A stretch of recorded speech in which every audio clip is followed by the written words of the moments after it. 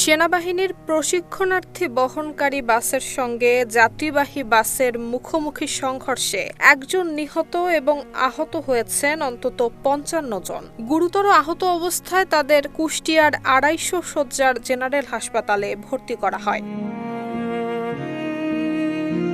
৩১ মে দুপুর ১২:৩০টার দিকে কুষ্টিয়া ঈশ্বরদী মহাসড়কের মিরপুর উপজেলার তালবাড়িয়া পুলিশ ক্যাম্প এলাকায় এই দুর্ঘটনা ঘটে।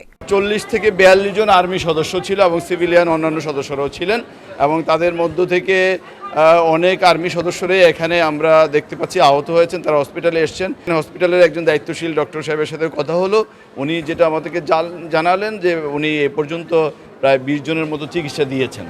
তা আমরাও খোঁজখবর নিচ্ছি টোটাল কতজন আছে, এটাই আপাতত আমরা বিষয়টা করছি, খোঁজখবর রাখতেছি এবং চিকিৎসা ডক্টর সাহেবের সাথে আমার কথা হলো, ওনারা আন্তরিকভাবে চিকিৎসা দিচ্ছেন এবং সবাই কাজ করছে এটা নিয়ে। পুলিশ এবং প্রত্যক্ষদর্শী সূত্রে জানা গেছে, বগুড়া ক্যান্টনমেন্ট থেকে ছেড়ে আসা খুলনা ক্যান্টনমেন্ট গামী নড়াইল এক্সপ্রেস নামক একটি বাস তালবাড়িয়া পুলিশ ক্যাম্প এলাকায় পৌঁছালে খুলনা থেকে ছেড়ে আসা হিমেল পরিবহন নামক একটি যাত্রীবাহী বাসের সঙ্গে মুখোমুখি সংঘর্ষ হয়। এরপর আহতদের উদ্ধার করে হাসপাতালে নিয়ে যাওয়া হলে একজনকে মৃত ঘোষণা করে চিকিৎসক।